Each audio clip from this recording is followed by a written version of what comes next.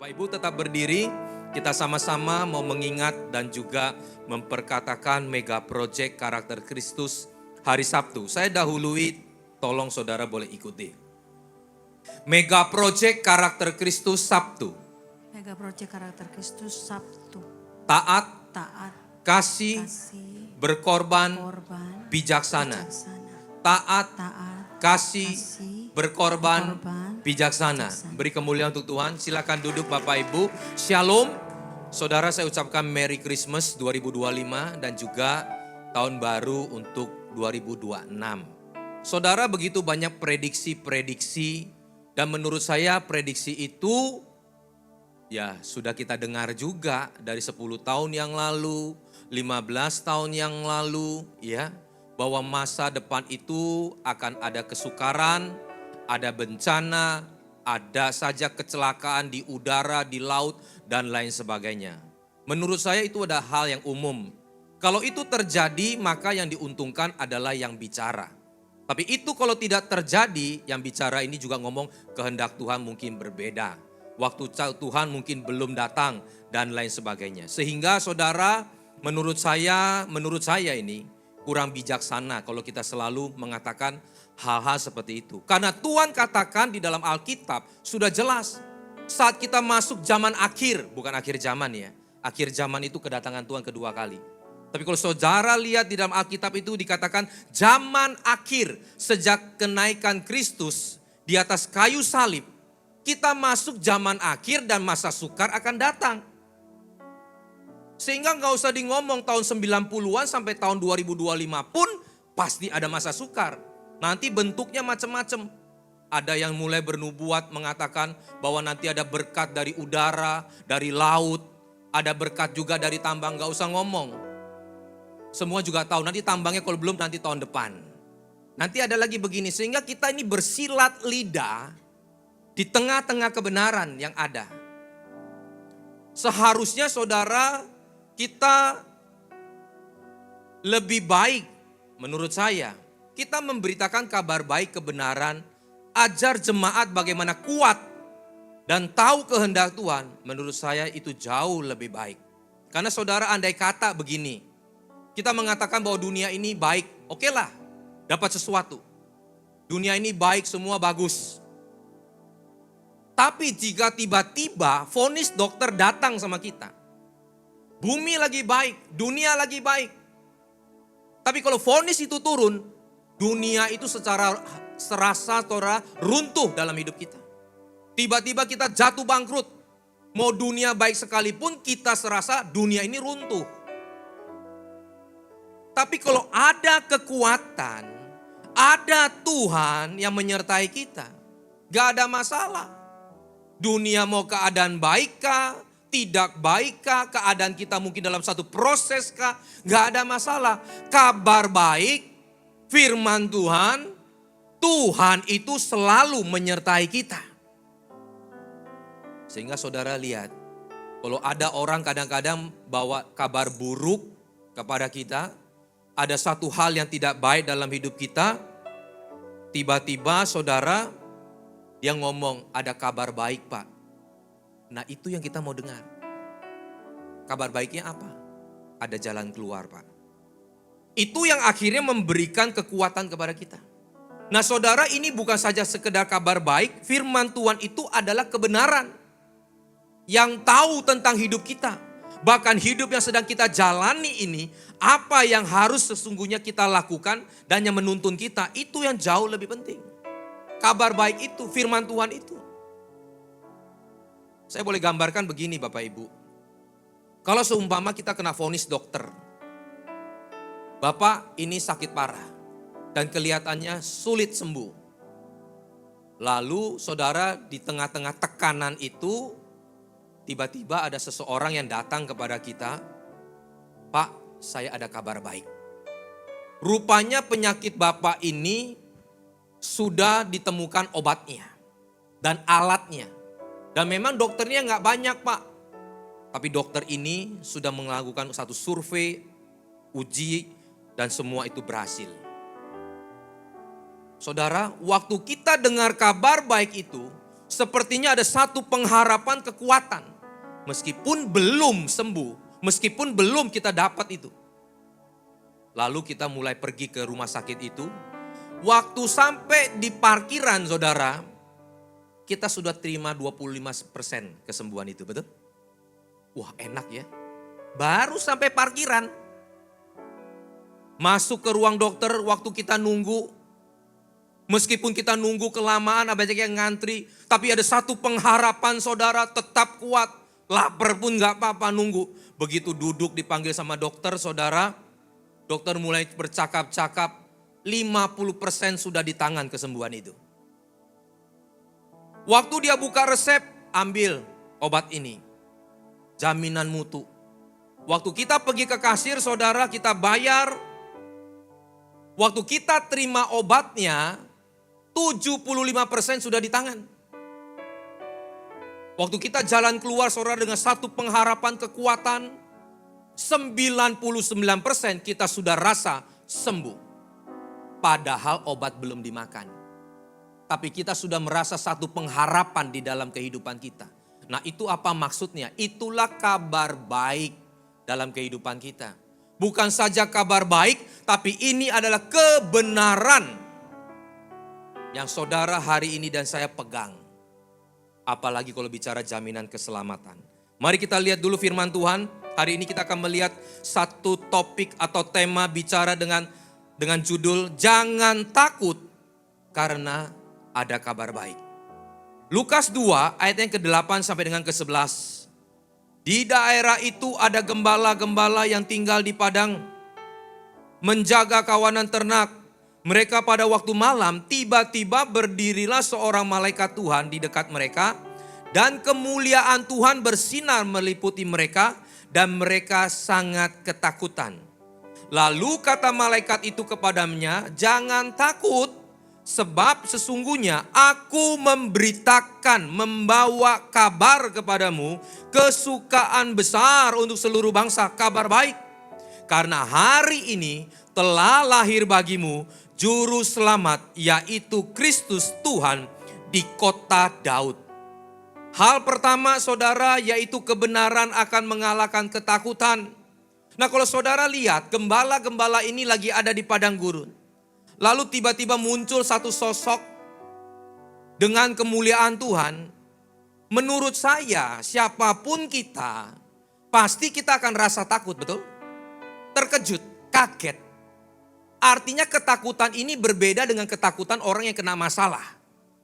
Ketakutan ini adalah sesuatu peristiwa yang tidak pernah terjadi, yang tidak pernah dia lihat, tiba-tiba muncul. Artinya ketakutan seperti ini wajar dan normal. Nah sampai di sini saudara dan saya, kalau kita punya ketakutan yang wajar dan normal, tiba-tiba saudara berpikir sesuatu, itu gak apa-apa. Karena memang Tuhan berikan itu kepada kita supaya kita menjadi orang yang bertanggung jawab dalam kehidupan ini. Saudara takut miskin? Boleh takut miskin. Makanya kerja yang keras, kerja yang baik, ngatur uang yang baik. Saudara takut sakit? Wajar. Supaya kita olahraga, jaga makan, wajar. Yang gak menjadi wajar atau normal saudara, kita mulai dihantui ketakutan kita. Kita terus memprediksi apa yang belum tentu terjadi. Kita mulai membuai di dalam pikiran kita sehingga menguasai. Sehingga kita mulai drop kesehatan, mulai takut, mulai depresi. Ini yang sudah mulai gak wajar, gak normal. Tuhan gak mau seperti itu. Makanya Tuhan katakan, serahkanlah segala khawatir dan takutmu. Jenis yang itu yang Tuhan katakan, serahkan. Bagaimana menangkalnya? Menangkalnya dengan kebenaran. Makanya di tengah-tengah gembala yang ketakutan itu, melihat kejadian yang gak pernah dia lihat, langsung malaikat ngomong kebenaran. Telah lahir juru selamat di kota Daud. Juru selamat bagi dunia. Kebenaran itu disampaikan. Sehingga saudara, jikalau ketakutan itu sudah menguasai kita, membuat kita takut, biarlah kebenaran itu yang menjadi kekuatan kita. Kita temukan kebenarannya. Makanya banyak orang begitu mengalami satu proses, dia bisa kecewa sama Tuhan. Kenapa? Karena tidak menemukan kebenarannya. Dia berpikir bahwa ikut Tuhan itu tidak bisa kena penyakit. Dia berpikir itu kalau kena Tuhan itu pasti sembuh. Saudara, Tuhan itu selalu menjawab doa kita. Tapi cara Tuhan menjawab dan seperti apa jawaban Tuhan, itu pun jawaban Tuhan. Artinya, kalau Tuhan menjawab langsung, itu juga jawaban. Kalau Tuhan menjawab dengan satu proses, itu pun jawaban. Di tengah-tengah proses itu melatih kita, merubah kita, karakter kita. Itu pun jawaban. Kalau Tuhan tidak menjawab sekalipun, itu juga jawaban. Terjadi sama Paulus. Sampai dia mati pun, saudara, dia berdoa untuk matanya sembuh. Tidak sembuh. Tapi Paulus mengatakan, kasih karuniamu cukup bagiku. Di tengah-tengah kelemahanku, penyakitku, kuasa Tuhan nyata. Jadi kasih karunia Tuhan itu cukup buat saya. Kalau saya boleh dipilih, saya selamat, saya boleh dipakai Tuhan. Menjadi orang yang boleh memberitakan firman. Menjadi contoh buat orang. Itu cukup kasih karunia itu. Nah, sehingga saudara, kebenaran itu yang harus ada. Yohanes 8 ayat 31 sampai dengan 32.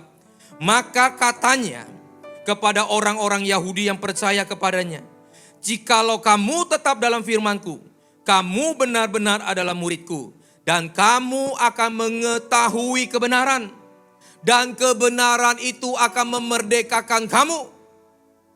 Kalau saudara sudah menemukan kebenaran itu dan terus memang kita temukan, kita terus belajar dan bertumbuh.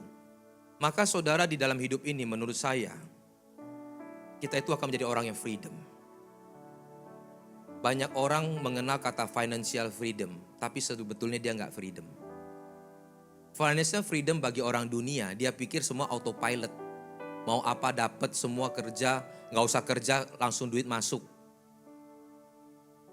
Itu financial freedom. Oke, itu ukuran dunia. Tapi apakah hidupnya terikat dengan uang itu? Maka dia belum freedom. Tapi Tuhan memfreedomkan kita, memerdekakan kita dengan apa? Bahwa barang siapa mencintai mamon lebih daripada aku, dia sudah mendua hatinya. Mamon itu adalah tools, dipergunakan alat untuk mempermuliakan Tuhan. Bahkan mohon maaf ya saudara, ini bukan mengecilkan. Tuhan mengatakan itu perkara kecil loh. Kalau saudara baca, barang siapa setia dengan perkara kecil, barang siapa tidak setia dengan perkara kecil. Itu urusan apa? Urusan mamon. Oh, Bapak mengecilkan uang? Tidak. Tapi bagi Tuhan itu urusan kecil. Supaya saudara, konsep kita melihat apa yang di dunia ini terbalik. Sehingga kita bisa melihat Tuhan dan kebenaran itu dengan jelas. Itu maksudnya. Sehingga bagi Tuhan itu uang itu perkara kecil. Barang siapa tidak setia dengan perkara kecil, maka engkau tidak setia dengan perkara besar. Barang siapa setia dengan perkara kecil, maka ia akan setia dengan perkara besar. Itu urusan uang, saudara boleh baca. Sehingga bagi Tuhan, uang itu urusan kecil. Tapi kita selalu membesar-besarkan dan menomorsatukan di dalam kehidupan kita. Itulah penyebabnya kita tidak bisa menemukan kebenaran. Sehingga kita bersilat lidah, berpikir dengan bolak-balik, dan akhirnya tetap aja gak bisa menemukan kebenaran. Sekali lagi, uang bukan berarti tidak ada. Tapi uang itu saudara, jangan sampai menguasai kita dan kita tidak bisa menemukan kebenaran. Dan kebenaran itu memerdekakan kita. Bahwa setiap orang bisa mengalami kesulitan dan masalah. Setiap orang juga harus mengampuni. Barang siapa tidak bisa mengampuni, pengampunan Bapa tidak ada dalamnya. Kalau hari ini kita sadar bahwa kita terlebih dahulu menerima pengampunan. Ini contoh-contoh saudara. Maka saudara dan saya akan mampu mengampuni orang. Kenapa kita tidak mampu mengampuni orang? Karena kita tidak sadar, kita tidak tahu kebenarannya. Bahwa saudara harusnya yang berhutang lebih banyak, sudah diampuni terlebih dahulu. Kenapa ngampuni orang aja gak bisa?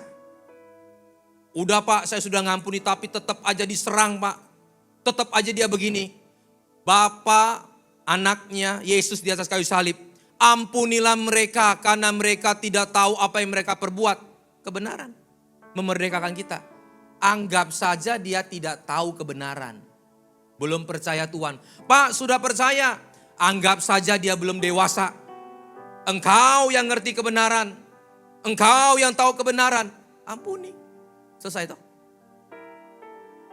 Kemerdekaan itu akan memampukan kita. Firman Tuhan itu. Nah saudara, berapa hari yang lalu saya ada besuk kunjungi salah satu teman dari Jakarta punya adik. Dia bilang, Pak, sepertinya sudah nggak ada harapan. Orang tersebut nggak ada harapan maksudnya ya. Bukan penyakit yang nggak ada harapan sembuh. Tapi orang itu sudah kayaknya nggak ada harapan. Karena sedikit-dikit bilang mau mati, mau mati, mau mati. Bayangkan saudara. Ya Kristen Katolik sama lah ya, ini Katolik. Bayangkan saudara, orang yang percaya Yesus tapi bilang dirinya mau mati. Ini kan kurang lebih seperti orang mau bunuh diri tuh. Padahal nyawa itu datang dari Tuhan. Kenapa? Ya udah, Bu, besok kita kunjungi. Nah, singkat cerita saudara, saya datang ke tempat itu. Begitu saya masuk dengan istri saya, dia langsung ngomong gini, Pak Pendeta, saya mau pulang. Saya nggak mau tanya Pak pulang kemana gitu. Bisa aja pulang ke rumah toh, mau sembuh. Ya toh? Oh iya Bu. Lalu dia udah merem, udah sakit, nahan sakit. Lalu saya tanya suaminya, Pak sakit apa? Ya kata dokter begini. Sudah 20 hari Pak, kemarin di ICU. Penyakitnya sudah berapa lama? Yang parah baru kali ini Pak, tapi sebelumnya pernah. Ya singkat cerita kami bercerita, tapi intinya saya ngomong sama bapaknya. Pak, yang penting temukan penyakitnya apa, akarnya. Oh iya kata dokter begini Pak, tapi dokternya begini. Berdoa sama Tuhan. Ini bukan kita sedikit-sedikit Tuhan. Nah kalau kita orang Kristen gak mengandalkan Tuhan, mau mengandalkan siapa? Mau mengandalkan profesor? Mau mengandalkan CT scan? Saya kadang-kadang ngomong sama orang Kristen, saudara pinter tapi bodohnya luar biasa. Maaf ya, kita ngomong suruh dia berdoa cari Tuhan, malah dia plesetin. Tuhan, memangnya begini. Memangnya gak usah cari dokter. Siapa bilang gak cari dokter? Cari dokter. Tapi tetap berdoa sama Tuhan. Maksudnya itu. Nah ini ada satu kejadian gembala kita juga saudara yang di luar negeri. Itu dia sudah saksi. Karena memang berkecukupan cari dokter di Singapura. Dia tinggal di Singapura. Sampai dokter profesor sudah angkat tangan. Ke Indonesia, ke Jakarta. Kami sama Pak Cipto datang. Sudah angkat tangan juga. Tinggal kulit sama tulang saudara. Di situ saya saksi sama dia, saya pernah sakit, Tuhan sembuhkan, bla bla bla, sehingga dia panggil istrinya. Mi, ini pernah disembuhkan Tuhan. Singkat cerita lagi, dia balik lagi ke Singapura. Angkat tangan juga. Sampai satu ketika malam, ini istilah dia ya, namanya tamparan Roh Kudus. Ini istilah dia yang ngomong. Sampai satu ketika malam, saudara tiba-tiba tangan yang besar, seperti bayangan, nampar dia. Celakalah, terkutuklah orang yang mengandalkan manusia. Diberkatilah orang yang mengandalkan Tuhan. Bertobat dia. Tetap cari dokter, Tuhan bisa pakai tangan dokter. Tapi yang menyembuhkan itu Tuhan. Mau nemukan penyakit yang gak ada saudara. Rupanya setelah itu melalui gembala senior Pak Fengki bilang, katakan kepada dia, bersukacitalah, dia akan sembuh. Wah sehingga diguyonin saudara supaya dia gak mikir penyakit lagi. 2-3 hari kemudian ditemukan. Karena orang ini suka nanem masuk ke ini tanah. Bakteri, kuman. Kecil. Tapi mata kita gak sanggup lihat. Alat dokter gak sanggup untuk menerawang. Seperti duri dalam daging di dalam hidupnya Paulus. Itu serpihan kayu katanya. Artinya. Yang gak bisa dengan kasat mata kita lihat, tangan gak bisa ngambil. Harus ada alat khusus untuk ngambil. Dan waktu ditekan baru sakit. Ini menyadarkan kepada kita. Ada hal-hal tertentu yang kita sudah kiri kanan cari obat gak bisa sembuh. Tapi kita bisa rasakan sakit. Itu tangan manusia gak bisa ambil. Hanya tangan Tuhan yang bisa. Baru akhirnya dia bilang saya kapok Pak. Gak ngandalkan lagi profesor A, B, C, D. Tapi akhirnya Tuhan temukan. Langsung dikirim obat dari luar negeri. Dikasih antibiotik itu sembuh. Nah artinya apa? Tuhan yang memberikan kesembuhan.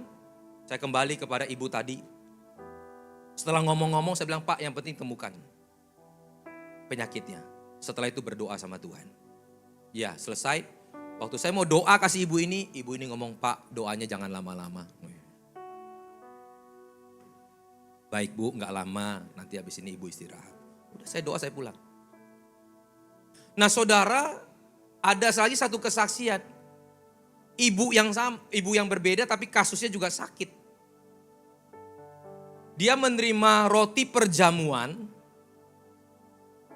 Ada tulis firman yaitu Yeremia 17 ayat 14. Sembuhkanlah aku maka aku sembuh, selamatkanlah aku maka aku akan selamat, terpujilah Tuhanku.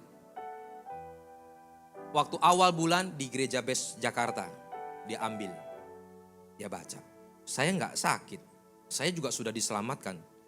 Memang saya diselamatkan dari apa? Tapi sudahlah. Singkat cerita bulan depan, dia harus check up ke Singapura. Dia check up di Singapura jatuhnya di awal bulan juga. Nah keadaan-keadaan tertentu nggak apa-apa saudara ya. Dia minta anaknya, tolong ambilkan mama perjamuan nanti minta doakan Pak Pendeta.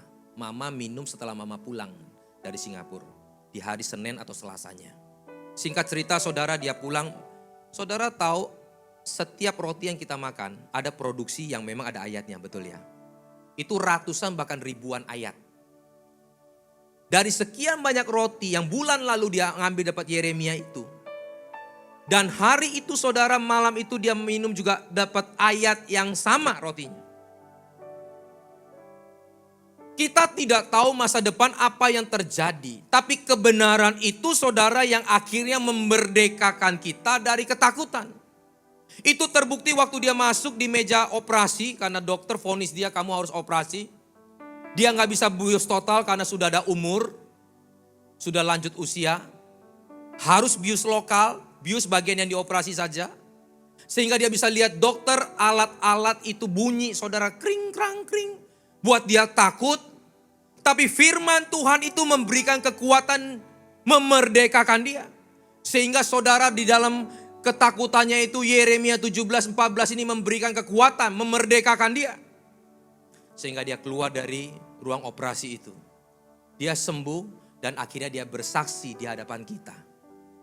Nah hari ini saudara, kebenaran itulah yang memerdekakan kita. Bukan berarti ikut Tuhan itu tidak bisa sakit. Ikut Tuhan itu tidak bisa kena masalah. Ikut Tuhan itu tidak ada masa sukar. Orang-orang yang bicara seperti itu menurut saya saudara, hanya ingin mungkin menerima yang baik saja. Tapi yang kalau nggak baik bukan dari Tuhan. Padahal melalui hal-hal tersebut kadang Tuhan sedang mengajar kita. Sehingga ketakutan yang tadi saya katakan, ketakutan itu kita harus lihat. Kalau sudah menguasai kita, membuat kita itu akhirnya depresi, buat kita jauh-jauh dari Tuhan, kecewa. Nah ini yang gak benar. Ini kita harus temukan kebenaran. Tapi kalau ketakutan yang buat kita akhirnya mendekat kepada Tuhan, gak apa-apa. Itu namanya kita di dalam kemuliaan Allah. Kita makin cari Tuhan. Sehingga proses itu kita tidak khawatir, kita takut. Seperti saudara gini, waktu kita sakit kayak tadi. Proses kesembuhan itu ada gak ketakutan? Ada. Dengar kata operasi aja kita mulai takut. Tapi kita cari Tuhan. Masuk ke ruang operasi saja kita takut. Tapi firman Tuhan itu mengawal kita. Waktu dengar suara pisau itu kita takut gak? Takut. Tapi pada akhirnya kesembuhan toh. Pemulihan toh. Keluar dari masalah toh. Artinya ketakutan itu boleh ada, tapi ketakutan itu jangan membawa kita jauh daripada Tuhan. Tapi ketakutan itu harusnya membawa kita lebih dekat kepada Tuhan. Jadi saya tidak katakan saudara di 2006 itu tidak ada ketakutan. Tidak ada masalah yang tidak ada masalah, tidak ada. Tapi jangan membuat kita lari, justru membawa kita makin dekat kepada Tuhan. Karena firman Tuhan itu seperti saya gambarkan timbangan. Jangan pernah takut. Kalau takut dengan firman Tuhan artinya kita takut mengukur diri. Karena satu ketika Tuhan ngajar saya melalui timbangan. Saudara, saya ini setiap pagi nimbang. Sama setiap malam saya nimbang. Pagi saya nimbang, malam saya nimbang. Malam itu seumpama 67. Pagi saya nimbang pasti 66. 1 kilonya saya nggak tahu nguap kemana. Tapi saudara boleh coba, apakah saya doang saya nggak tahu. Hilang 8 on, 7 on, 1 kilo kadang-kadang. Begitu saya jalan-jalan lagi, saudara saya balik, kembali 3 on. Itu saya. Lalu saudara karena setiap hari saya nimbang seperti itu, saya kira-kira sekarang bisa tahu berat badan saya berapa. Saya nimbang, yang meleset berapa on lah. Bisa ngerti timbangan. Nah tapi satu ketika saya ngomong sama istri sama anak saya. Kebetulan saya paling ganteng saudara di keluarga. Karena nggak ada saingan ya. Kalau di sini saingannya luar biasa ini. Ya. Ini mungkin urutannya bisa ke ratusan ini saya. Nah saudara saya ngomong timbang berapa. Gak mau. Padahal biasa nimbang. Kenapa gak mau? Karena semalam baru makan banyak. Nah, itu perempuan. Khusus 3 perempuan ini, yang lain gak gitu. Ya. Mereka kalau makan banyak gak berani nimbang. Karena begitu lihat timbangannya naik. Aduh, terasa dunia runtuh. Saudara masalah boleh ada, semua persoalan boleh ada. Tapi kalau perempuan begitu timbangannya turun, waduh sukacita itu meluap. Itu perempuan saudara. Jadi gak mau nimbang. Lalu saya ngomong, Tuhan kasih hikmat. Salah dong. Justru kamu jangan takut sama timbangan. Kamu kalau tahu misalkan timbangan kamu sudah lewat over 1-2 kilo, ya kamu mulai diet. Mulai olahraga lagi, mulai jaga makan lagi, bukan takut. Apa yang membuat kita takut? Lihat timbangannya, justru kita tahu posisi kita di mana sekarang. Apakah sudah kelewat batas? Apakah saya makan banyak kok tiba-tiba merosot timbangan saya? Something wrong nih. Makannya banyak kok timbangnya terus turun. Problem ini. Harus saya ke dokter dong.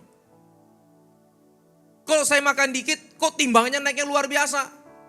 Hormonnya gak beres nih. Saya mesti ke dokter. Cek hormon saya. Karena ada yang begitu Bapak Ibu. Ada lagi yang lebih hebat. Makannya seabrek-abrek gak pernah gemuk. Wah. Saudara pernah menemukan itu? Di sini gak ada. Ada yang kayak begitu. Rupanya saudara, ini saudara saya, ya. Dia pergi ke dokter, waktu dicek hormonnya, rupanya hormonnya bermasalah. Sehingga dia mau makan daging, makan banyak, makan segala apapun, gak bisa gemuk. Pasti saudara ngomong, Pak itu saya mau Pak, enak Pak. Hati-hati, bukan itu. Memang gemuknya gak bisa, tapi nyerangnya ke kolesterol sama darah tinggi. Darah tingginya tetap main, kolesterolnya tetap bisa turun naik, tapi kita gak bisa gemuk, betul. Kehantem ke asam uratnya, ke kolesterolnya, ke darah tingginya. Jadi kan tetap gak baik. Bukan berarti Pak enak sekali orang makan banyak gak bisa gemuk, saya mau Pak. Itu masalah Bapak Ibu, bukannya lagi baik-baik saja. Nah hari ini sama saudara dan saya, kalau kita tidak mau dengar firman, tidak mau dimerdekakan, kita takut dengar firman, jangan-jangan kita bermasalah dengan rohani kita. Tetap ke gereja tapi tetap main WhatsApp. Tetap ke gereja dengar firman tapi tetap tidak fokus. Bahkan saudara mohon maaf kadang-kadang begitu firman Tuhan kita gak mau dengar, kita keliling-keliling, begitu masuk lagi. Ada. Bahkan di rumah pun kita gak mau baca firman. Waktu saya baca firman Pak kayaknya ditegur. Waktu saya dengar firman Pak kayaknya dikoreksi. Itu sama saudara kita waktu nimbang kita gak mau dikoreksi. Padahal kita harus tahu posisi kita di mana. Firman Tuhan itu memerdekakan kita. Yang kedua, di dalam ayatnya tadi dikatakan bahwa malaikat datang kepada gembala. Yang kedua adalah kabar baik itu untuk semua orang. Bukan satu golongan. Tapi saya kasih dalam kurung. Yang mau menerima saja. Karena begitu besar dunia Allah akan dunia ini. Jadi Tuhan mengasihi semua orang loh. Bukan hanya segelintir orang yang sudah dipilih aja. Oke lah itu ada pelajarannya sendiri. Tapi barang siapa yang percaya mau menerima. Nah di situ akan terseleksi. Yang mau merespon. Barang siapa kabar baik itu untuk semua orang. Datang kepada gembala. Gembala yang pada saat itu memang hina, gembala yang pada saat itu memang orang rendahan, saudara. Tapi kabar baik itu juga datang kepada orang Majus, bangsawan, orang pintar, orang hebat. Datang juga kepada Maria dan Yusuf. Malaikat itu mengabarkan kabar baik, bahkan hidupnya dipakai. Maria itu ibu rumah tangga. Yusuf itu anggap aja pengusaha kayu. Jadi di semua golongan itu Tuhan datang. Kabar baik itu bukan hanya untuk orang yang tertentu. Tidak. Jadi hari ini saudara jangan merasa bahwa Pak saya bukan siapa-siapa. Saya lahir di keluarga ini. Saya orang terbelakang. Status saya status biasa. Bulu saya beda Pak. Makanya kan ada istilah tidak pandang bulu. Bulunya beda. Bulu apa? Bulunya bule. Bulunya Yahudi. Merasa Yahudi lebih hebat. Merasa bule lebih hebat. Menurut saya mohon maaf. Saya ini pernah di Amerika saudara. Bule yang gak sehebat-hebat itu juga. Maaf ya kalau ada yang bule di sini. Kalau hidupnya berantakan, kotor, gak beres. Saya pernah ngantar makanan saudara. Saya kan kerja juga. Ngantaran ke rumah mereka. Waduh. Itu lebih berantakan dari orang Indonesia saudara. Terus kita mau ngomong bule lebih hebat. Itu oknum ya saudara. Jadi bukan soal bulu apa. Senggak pandang bulu. Enggak soal bicara tentang darah apa. Bahkan ada di dunia ngomong apa. Darah biru Pak. Jaket saya biru. Darah saya tetap merah. Itu istilah. Membedakan kasta, membedakan status. Di hadapan Tuhan enggak. Semua nerima darah Kristus. Yang kita minum sama. Firman yang kita dengar sama. Orang hari ini bangga dengan darah biru. Tapi gak pernah sumbang darah. Betul? Saya gak suruh saudara nyumbang darah semua, enggak. Ini cuma gambaran. Banyak orang bilang anak raja. Banyak orang bilang anak Tuhan. Banyak Tuhan diselamatkan. Orang percaya. Tapi di tengah-tengah hidupnya gak pernah jadi berkat. Makanya Tuhan ngomong sama murid ahli Taurat pada saat itu. Orang yang memberikan dengan 2 peser. Dengan orang yang memberikan dinar-dinar. Tapi Tuhan mengatakan janda miskin ini lebih berharga di mata Tuhan. Bahkan Tuhan pernah ngomong kepada orang Samaria. Inilah yang berkenan di hadapanku. Bukan status lewinya, bukan status imamnya. Kalau Tuhan kita saudara, secara manusia yang punya hati nurani saja, kita bisa nimbang Tuhan kita nih. Tuhan ini kayaknya gak beres nih, milih-milih nih, surga kok begini sih. Menurut saudara itu kebenaran gak? Menurut saudara itu Tuhan bukan? Saya manusia terbatas dengan hati nurani saja bisa nimbang Tuhan.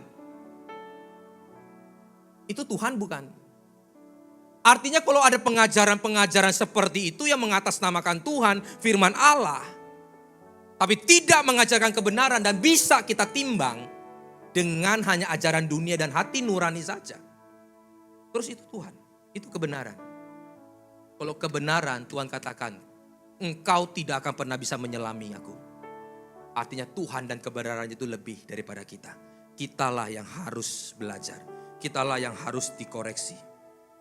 1 Korintus 1 ayat yang ke-25 sampai dengan ke-29. Sebab yang bodoh dari Allah lebih besar hikmatnya dan daripada manusia yang lemah dari Allah lebih kuat daripada manusia.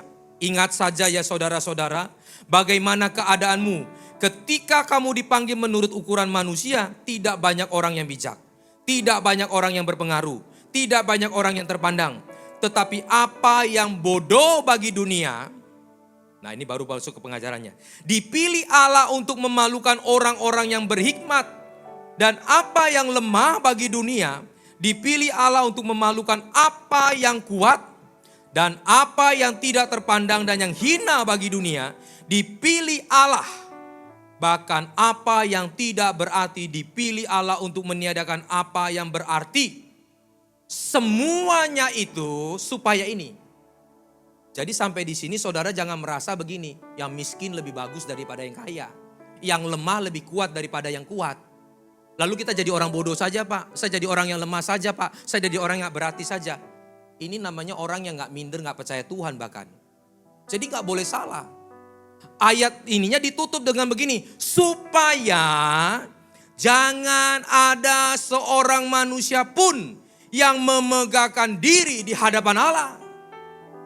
Kalau kamu tidak berarti, kamu lemah, kamu bodoh, kamu tidak berhikmat, Tuhan bisa buat engkau memalukan dunia. Tapi sebab saat itu terjadi, engkau harus tahu itu datangnya dari Tuhan. Jikalau hari ini kita sudah berarti, kita sudah kuat, kita sudah hebat, sadarlah bahwa semua itu datang dari Tuhan. Supaya engkau bermegah, megah pun di dalam Tuhan. Engkau tidak mengecilkan orang, engkau tidak meremehkan orang, engkau tidak mandang sebelah kepada orang-orang yang hina. Supaya jangan ada seorang manusia pun yang memegahkan diri di hadapan Allah. Ayat 25-nya di dalam terjemahan Inggris boleh dibuka. Itu dikatakan apa?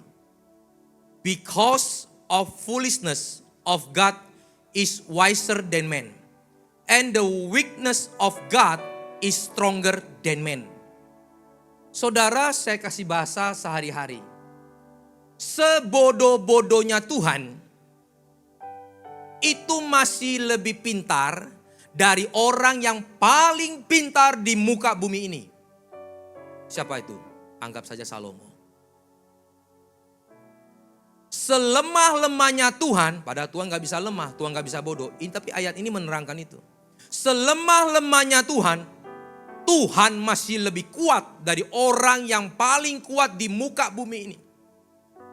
Sehingga saudara, kalau kita telaah, kita mau resapi pemikiran ini, kita mau meresapi pikiran ini saudara, maka saudara dan saya tidak akan pernah merasa paling kuat di dunia ini. Kita nggak akan pernah merasa paling hebat di dunia ini. Semua itu datang dari Tuhan. Karena ayat ini jelas mengatakan bahwa siapakah kita? Sebodoh-bodohnya Tuhan, selemah-lemahnya Tuhan, itu masih paling hebat di antara kita di dunia ini. Itu pengertiannya. Tuhan gak pandang bulu. Tuhan gak lihat siapa golongan, siapa status. Saya tutup dengan satu kesaksian. Bahkan orang gila pun, itu Tuhan kasih. Bahkan orang gila pun.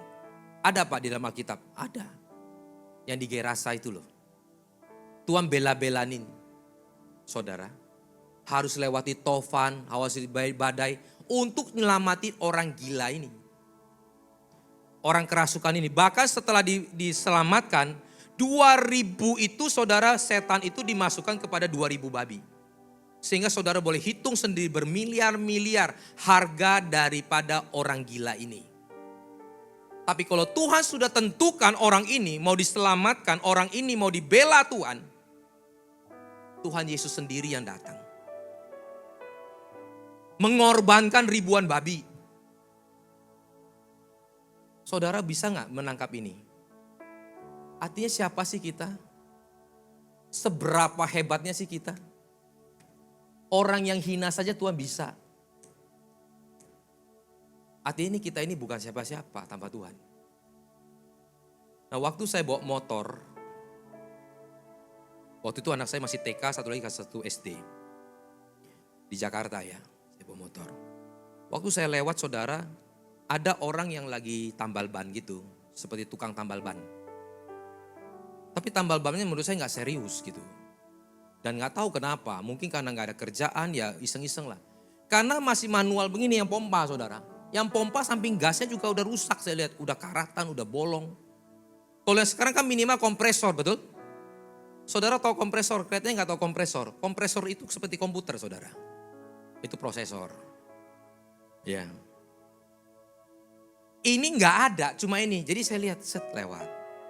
2 kali lewat, 3 kali. Tapi kok beda ya dengan tambal ban yang lain. Kok hati saya kok kesini.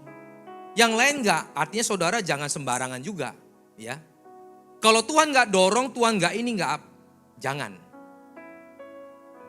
Ke-5 kali, ke-6 kali, ke-7 kali. Seminggu kemudian saudara, orang ini sudah nengok ke belakang, ke atas. Tangannya begini-begini. Nggak tahu lagi nyembah Tuhan atau apa, saya nggak tahu. Begini, kakinya begini-gini saudara. Wah nggak beres nih. Saya ngantar anak saya pulang masih begitu. Saya turun, Pak, langsung dia bangun. Oh masih oke. Artinya masih bisa dengar orang, masih bisa. Saya mau pompa Pak. Padahal memang nggak perlu saudara. Karena saya pikir kalau dipompa bukan naik, pasti turun tanpa kempes. Ditusuk, stop. Ya, udah, kasih. Saya ajak ngobrol. Rupanya tahu saudara, orang Kristen. Di Jakarta yang kayak begini orang Kristen jarang. Saya tanya, Pak ngomong-ngomong rupanya Kristen. Rambutnya panjang, gak karuan, maaf ya. Gak sikat, gigi, pokoknya udah berantakan lah hidupnya. Bajunya juga dari 1 minggu ya itu aja. Udah makan Pak? Belum. Ada kebetulan di pojokan ada warteg, saya bawa ke sana. Kasih makan 3 kali, 10 hari ke depan saya kasih makan. Saya titipin. Saya pulang ke rumah, saya bawa baju second, ya saya punya yang masih bisa layak pakai. Saya bawa odol, bawa sikat gigi, dan kasih sedikit uang untuk dia gunting rambut. Besok saya lewat lagi, saya udah gak panggil lagi, udah oke. Seminggu kemudian hilang saudara, gak di situ lagi. Entah sebulan atau 2 bulan saya lupa, tapi begitu saya bawa mobil lewat, dia sudah naik sepeda, cukuran sudah bagus rapi bajunya. Apa maksud saya? Tuhan bisa gerakkan orang-orang sekitar kita untuk menolong orang yang hina ini. Maaf ya, orang yang hina ini. Artinya Tuhan gak pandang bulu. Apalagi kita hari-hari ini Bapak Ibu, yang setia, yang sungguh-sungguh sama Tuhan, percayalah Tuhan tidak pernah meninggalkan kita. Mari kita bangkit berdiri, kita mau akhiri firman Allah. Beri kemuliaan untuk Tuhan.